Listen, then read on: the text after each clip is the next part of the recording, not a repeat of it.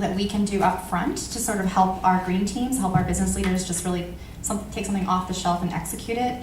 We definitely try to do that with a lot of templates, a lot of trying to add corporate branding to it so that people do feel that identity, that they are part of a green team, a part of a mission, something larger. So I think that always works really well. And we try to really find those success stories and celebrate them. We have, allow people to sort of look within their own business and find those different challenges that they're trying to address, come up with that solution and really celebrate it. An example I'd love to give is that one of our green teams is actually a team that manages all of our intra-office mail. So they're a line of business organized green team, and they were looking at sort of the mail system across the company and thought, gosh, we see like a lot of empty offices with office supplies. Like, couldn't we use our inter-office mailing system to get these to warehouse locations where they're sorting mail, maybe collecting some of our old computers, et cetera, for disposal? Couldn't we collect supplies there and then maybe invite local nonprofits in to essentially shop for the office supplies they need? And so this is a great idea, right? So they kind of came to us with the skeleton form of this idea, and we looked at how can we help you scale this? How can we help make something larger? And so we were able to work with their expertise to get this really amazing reuse and recycle program going for our office supplies.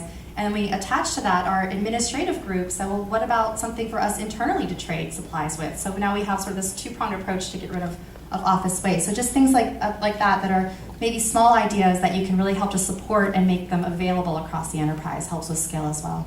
That's great. Andy has a comment, and then we'll go to Ezra. Well, one way to scale these programs is to hire people who want to do it.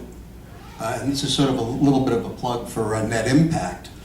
But it's also a little bit of a warning, too, because there's a lot of research out there that shows that people do want to bring their values to work, and that the bright line between work life and personal life is breaking down through technology, among other things.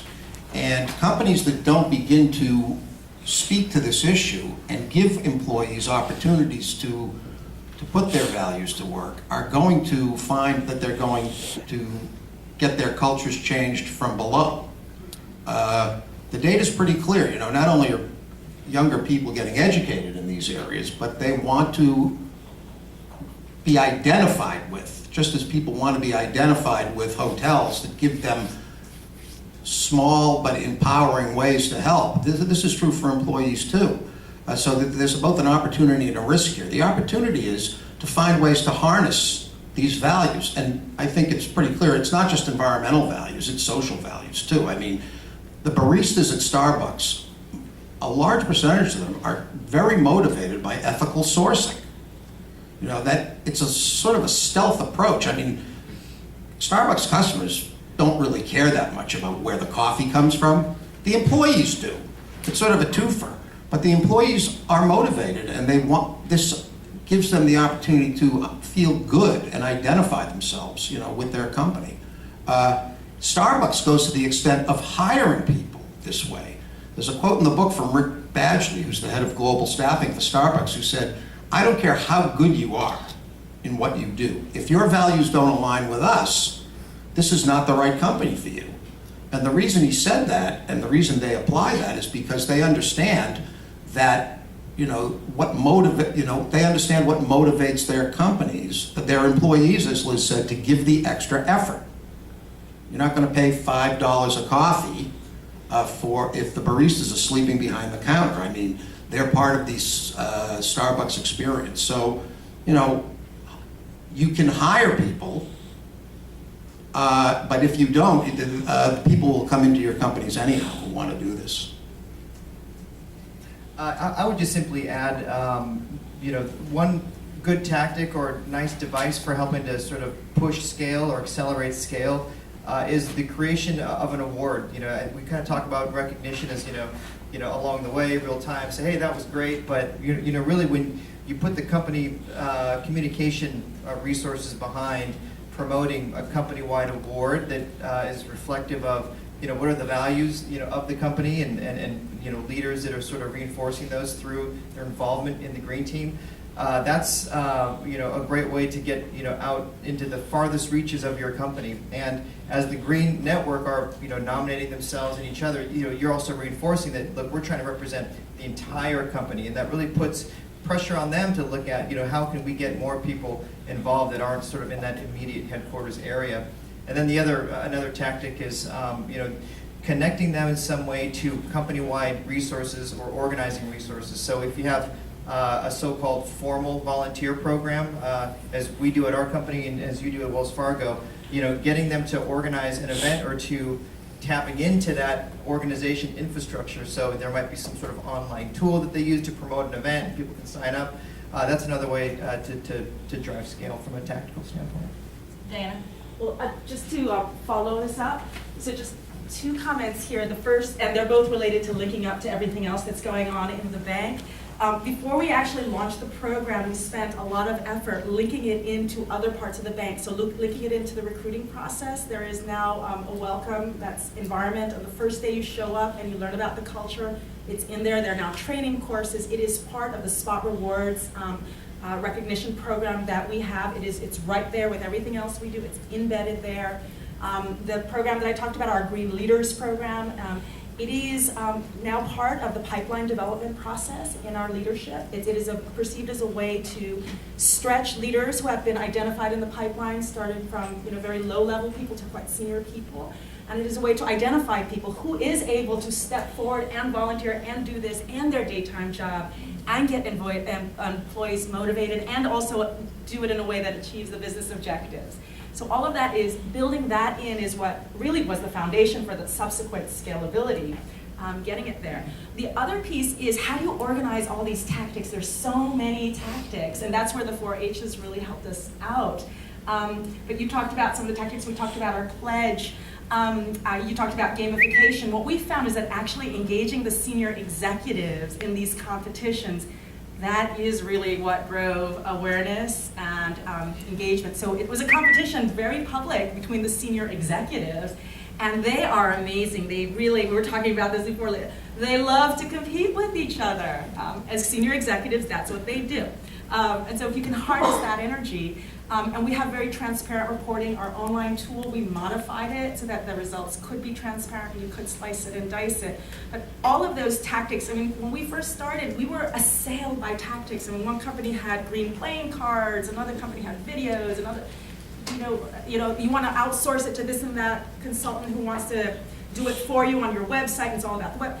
How do you organize all of that into a cohesive program that increases engagement measurably and also demonstrates that you have to have some sort of an organizing framework, and that is exactly what we ended up doing, and it's been just so very helpful.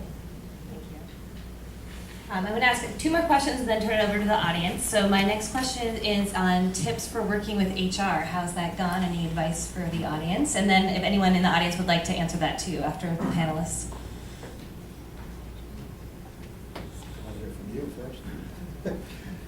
I think it's just as simple as reaching out to them, communicating with them, and helping them to understand the way the things that we're trying to do with promoting sustainability and engaging employees on sustainability, how that relates to their goals. So they've got several sort of functional areas that are related to engaging employees first and foremost. They own our company's employee engagement score each year, and they manage the survey. They also are on point to help support our company's employee resource groups as well. And so to the extent that we can help them to see how our work engaging employees around sustainability support their employee resource group management goals and support the company's overall engagement score goals, it just makes for a much more robust level of partnership. I would agree with that. Our HR group also owns our employee engagement score. In fact, I just got my email this morning to take part in the survey, and we've actually been able to work with the Gallup group that administers that survey for our company, at least, to do some data correlation with people who are participating in green teams, are volunteering, are a part of our employee resource group, to see what their engagement scores are compared to others. And we see, as I'm sure we probably all expect, we see that their scores are much higher. So our HR team certainly has an interest in helping us to manage that. We've also been starting, to work with our HR teams on really kind of making that personal green connection to the HR world. So looking at sort of health and wellness and sustainability initiatives from that perspective. So how can we offer fresher fruits and vegetables or better things to eat in our cafeterias? How can we support our team members who may choose to bike or walk to work in a better way? So kind of looking at sort of the benefits package and how can we work with HR to start to support that culture of sustainability so that we are there to help our team members make those choices. And that work is new for us, but it's an exciting part of what I'm focusing on now. I'm excited to, to see where that will take us. Well, 4 out of 12 chapters in the book dissect what's called the employee life cycle, which is all the HR processes that affect employees from employer brand, recruitment, hiring, onboarding, training, development, incentives, performance assessment, promotion, all the way to separation. And talks about sort of what the traditional HR role is there and what the sort of sustainability HR, how those processes can be tweaked or changed really to advance sustainability. What I think is important though, as Ezra said, was to go to HR and figure out what's in it for them. I mean, they've got certain goals. Employee engagement, which is the subject of this discussion, is very high among them. So it may just be enough to see how they're measuring engagement, because every one of your HR departments are wrapped up in this and working on the science, either with companies like Gallup or by themselves. And then to suggest maybe that certain kinds of questions could be added to those surveys to measure whether your volunteer program is having an impact on engagement, your environmental program, your social programs, and they'll get pretty excited, I think, if they can see how those programs might relate to what they're doing. You can use sustainability to advance diversity. There's a little bit in the book about that. Health and wellness, employee satisfaction generally. So, what I would urge you to do is at some point, take the time to walk across the office to the CHRO or to whoever you work with in human resources and talk about ways to help each other reach, goals. There is a huge amount of synergy here. And, HR is often not, there's no HR people here, for example, and they're often not at the table or an afterthought about these programs. So I do think partnering with your HR professionals can reap huge rewards for you as sustainability people and for them as HR professionals. Any thoughts from the audience on working with our HR colleagues? Does anybody do it? Yeah. I'd love to hear some good examples, some good partnership, You want to stand up and share? Jim Thomas from Petco. I've worked now for 2 retailers, first JCPenney and now Petco. And in both cases, interestingly enough, I report to the chief people officer in both companies. So I've had a natural synergy in both companies.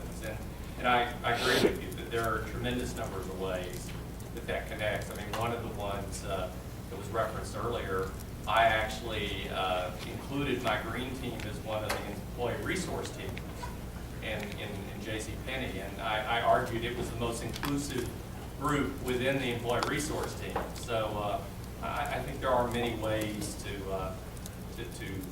incorporate and work together within that. And interestingly enough, in 2 retailers, it's been that way. Great. My final question is a quick one, and Chris, you've already sort of answered it, so you might pass, but our conference theme, we talked about scaling sustainability, but the other piece is about igniting innovation, and so I'd love to hear about innovations that have come from employees in terms of sustainability. You mentioned one great one about the people and the mail carriers and the office supplies. You could add another one, but maybe start with Ezra if there's an innovation you want to share. Yeah, I'll actually, and hopefully I don't jinx it by mentioning it too soon, but an innovation that we're actually going to be working with our green team on is something that we're very excited to hopefully be able to roll out to our customer base, and that is a social media-based competition that will encourage employees to track and monitor their energy usage and to take action on reducing energy usage in their home using Facebook as a platform for that. There's a lot of intuitive sense that this is going to be very exciting for our customers And while we were patting ourselves on the back before launching it, we thought, why don't we get our employees involved in this? Why don't we use their experience to, number one, inform what the actual rollout might look like, but number two, this is potentially a wonderful vehicle for us to help our Grassroots Green Network to feel that they're in on the ground floor on interesting sustainability efforts that are really cool and exciting and different. So we're going to be trying to launch that sometime in the middle part of this year, and that's I think the thing that we're most excited about right now. That's great. Krista, did you want to add anything? Or? I think that that's part of our goal too, is just to find those little pockets of innovation within the company, and we're actually launching a social media platform in the coming weeks as well, an internal one, so we'll see how that goes, but I'd be curious to hear about your success and efforts with that as well. Other thoughts from the audience, examples you'd like to share of innovations that came from your employees? Yes? Hi, I just was thank you this fantastic session.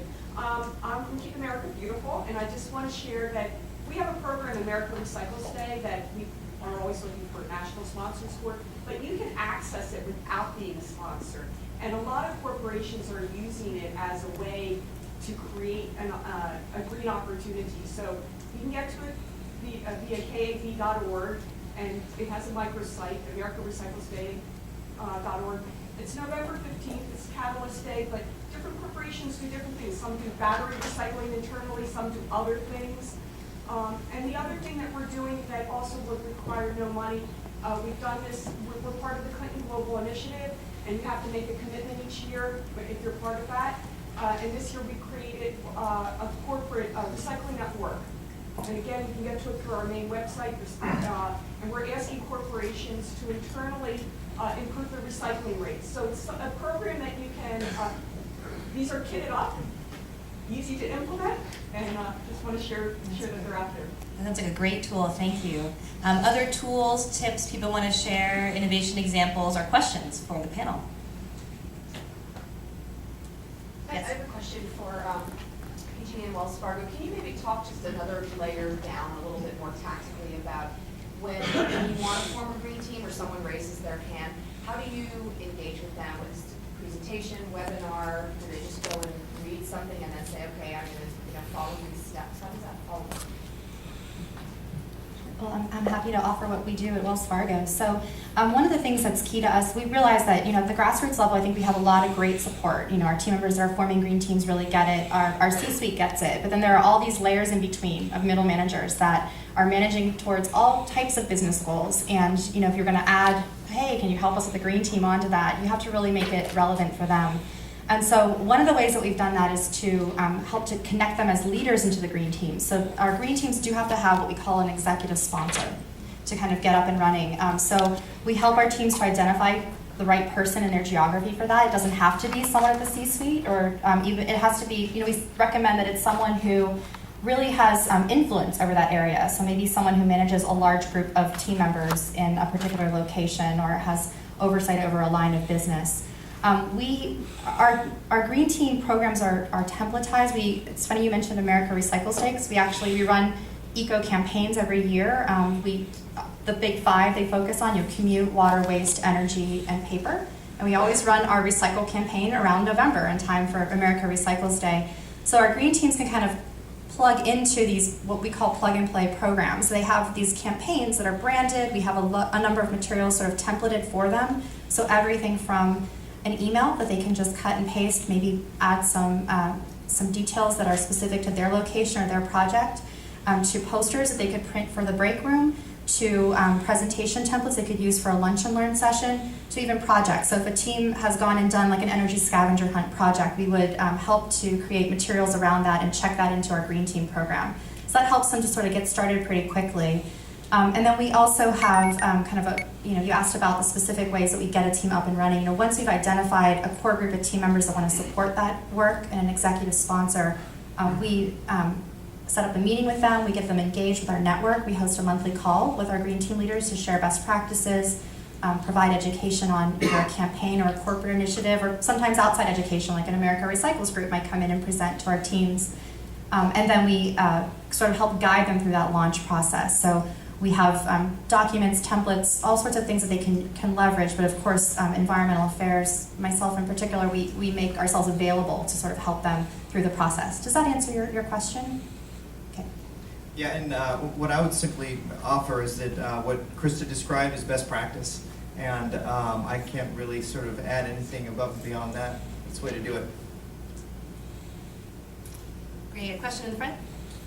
Coming from manufacturing, with all the connections between continuous improvement and Lean Six Sigma over into the green area, anything from the panel members about how they've been successful in connecting with that particular initiative in their companies?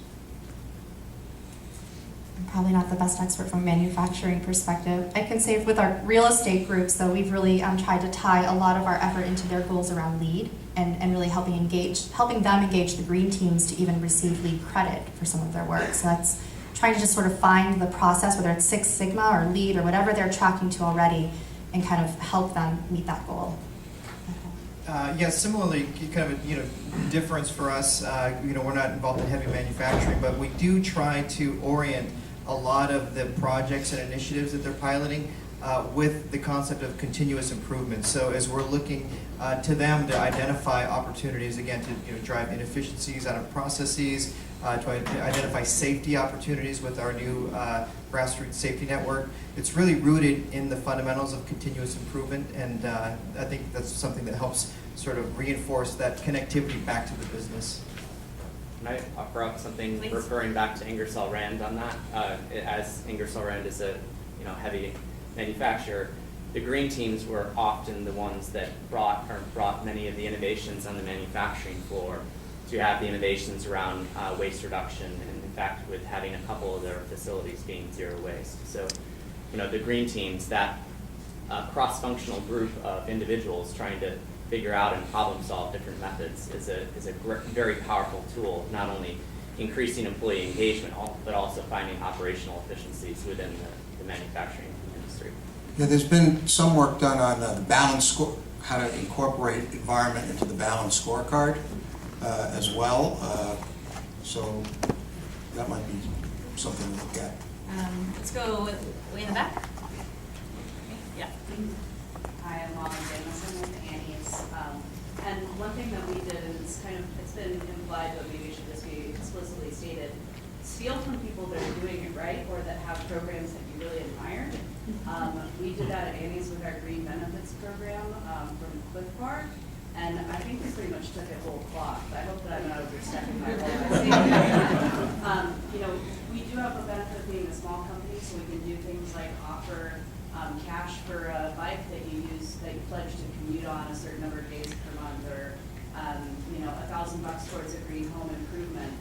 But at the same time, what I found is really useful in doing is it provides context when I give a talk about climate change. I can have a slide on, and here's how Annie's can help you realize your goals to prevent climate change at home. Take advantage of this green benefit, and it's a great way. We actually get more questions about the green benefits through those sustainability presentations than HR does. So just a second. And just tactically, did you take that information from the Cliff Bar website, or did you call them up and ask them to send it to you, or how did that work? I think that the director of sustainability actually used to work there, so I'm not sure whether, it's on their website or not. If you want to know what it is. Yeah, what I was hoping you'd say is, oh, we just called and they shared it, because I was hoping that, I think generally in this space, people are willing to share. Yes, so. I think that would have been the case. Yes, exactly. And Krista, you wanted to I was just going to say, I'm smiling at Val because Val is with City, and she and I talk a lot. She and her, and we talk a lot about what works and what doesn't. It's, specific to a financial services company. And so I don't think anything that we're doing is top secret, and I think most of us are very willing to share. So you should call and leverage. Yeah. Great, up here. Hi, I'm Sarah Robinson for Practically Green, and I'm wondering about all of you who have employee engagement programs. Something we think a lot about is tone, and we like to try to have a product that is going to be big enough and effective enough to embrace people's growing awareness, perhaps through extreme weather events on the East Coast, speaking speaking for that, and also on the West Coast with more drought situations, without freaking people out. You know, lots of parents are more and more concerned about environmental health issues, and I'm wondering, just in terms of the messaging and the tone and the, you know, how much humor can you actually put into it? How serious is this from region to region? I'm wondering how much you think about that message. And of course, another thing is you don't want to be sort of preachy green because then, you know, nobody wants to do it. And it's just those same green people at the front of the room. So I'm wondering, any comments on that, any insights? Well, we really take a cue from our brand, so we work very closely with our marketing and brand team to develop all of our internal communications. So we really sort of take their lead on the tone that we should use and offer. And we also look at some of the statistics and reports that come out around, I think that report that you mentioned was 70% or percentage of people do this action, so join them. You know, we try to use language like that, but we try not to make it too much of the doom and gloom thing, because otherwise that sort of turns people off in the company, I think. Yeah, I think you sort of offered the parameters as you were asking the question, right? I mean, you're exactly right. You know, you don't want to try to freak people out, or you don't really want to go too far in any one direction. Fundamentally, the communications have to be aligned with the way your company talks and speaks. But I think from a tone perspective, what we try to do is, offer opportunities as, a resource available to employees. We try to do it in an encouraging, supportive way. But we really try to utilize the champions and support the champions in doing those communications, so that it's more of a horizontal communication trajectory as opposed to, this is coming from the PG&E logo to you. It's important, so pay attention. Because that's going to get tuned out. If you have, you can use social networking like Practically Green offers, and just see the tone that employees are using, and you can learn from your employees what the most effective programs are, what the most effective innovations are, and I think also what the most effective tone to use is. In the middle? Yeah. Hi, Craig Riley with URS Corporation. I appreciate the conversation because you guys are talking about moving from Green Team 1.0, education awareness to align with key business objectives. But what I'm hoping to maybe hear from the panel, if there's maybe a little more on tactics, is how do you implement this in more of a cost-driven or compliance-driven or a ceiling-driven organization? I'm specifically thinking of municipal governments, organizations that don't have this consumer-facing, brand-facing perspective where you can actually build some connection. So, any thoughts on that? Yeah. I just heard an example recently of a young woman who went to work in Knoxville, Tennessee, and was able to really, by this sheer force of will, try to earn or get a bunch of budgets from here and there to support her initiatives and really increase the recycling efforts that city was doing. So I do think there are some success stories. Hers is a good one because she paid for herself after a year with saved money on waste. So there's always that business case that you can draw, and I'd be happy to put you in touch with that success story if that would be helpful. But other ideas on where there's really real cost constraints, how you make that business case. And do you have a comment on that? As the former chief of sustainability for the city of Cleveland, with the cost constraints of municipal governments, and one of the strategies really is focused on the bottom line efforts of saving money, but also improving and delivering service to residents. So that was a lot of the focus for that. And a similar role, it was a launched initiative through foundation funds, and had a 2-year time period to save my job. Which I did, I'm not here because of, but it's, I would say the power of networks. So I mean, this conversation, with the banks and the municipal governments, back in 2007, we started to create a learning network called the Urban Sustainability Directors Network. And that is really powerful, just the learning networks of being able to provide that. So literally, local governments steal from each other all the time. And it's those conversations of the sustainability directors of taking the best initiative in Seattle or the best initiative in New York and replicating it in other communities. It feels like learning networks are particularly useful for this topic, and I'm wondering if there's interest for people in the room in staying engaged in some sort of Google group or something where people could share ideas and tactics. Is that okay, Mark? So if you're interested, just raise your hand. Okay, so I think that's enough. So why don't you come and leave your card here at the end of the session, and we'll start a Google group and just spontaneously see how that goes. Anyone who didn't take a shower today, please don't sign up for that. Yes. I'm interested in your perspective on using green teams to drive a higher level education around some of these global environmental challenges we're talking about. Because within my organization, I'm from the Wrigley Company, which is owned by Mars. We've had Go Green teams very active in all of our factories and offices around the world, and they've been great at implementing everyday behavior changes. So I'm no longer using a paper cup to fill up my coffee every day. I use a reusable mug. How do you help translate me making an everyday change to me understanding why I'm doing that and connecting that to some of these global challenges that all of us are very aware of, but an everyday associate might not really understand? Because I think there's a huge opportunity, particularly in companies with tens of thousands of employees, to help them understand these, global climate change, for example, and they have a role to play in it. I'm just interested in if you feel like that's too heady of a subject to feed in through a volunteer project, or if that is perhaps appropriate for a 2.0 or a 3.0 green team to tackle. So this is maybe getting quite tactical for you, but a lot of our green teams were sort of struggling with that issue themselves, and so we were asking them to maybe do something that was a hands-on behavior change. I'll use an example as our Uptown Charlotte team in North Carolina. They really wanted to do this energy scavenger hunt, but they were having trouble getting people to really understand, well, why should I care? Why should I participate? And so one of the things that we found made it helpful was to really engage film. Right? So finding some sort of a film, a documentary that really helped to share that personal story. That way they're not delivering a doom and gloom message, but it's a powerful message. It's done very professionally and very well, and it helps to really engage people. So what our green team leader there did was she found a film that really looked at, it was called Kilowatt Hours, and it looked at the connection of how, when we flip the switch, how is our power being made? And particularly for that region of the country, a lot of it was coming from coal sources. So our green team leader was able to look at some of the coal sources as well. And that really got people to say, after they showed that movie and had some discussion, then people were like, all right, I'm on board. How do I start to do a scavenger hunt? So you could try something like that. It might work. And a lot of these films are available for fairly reasonable cost for small groups.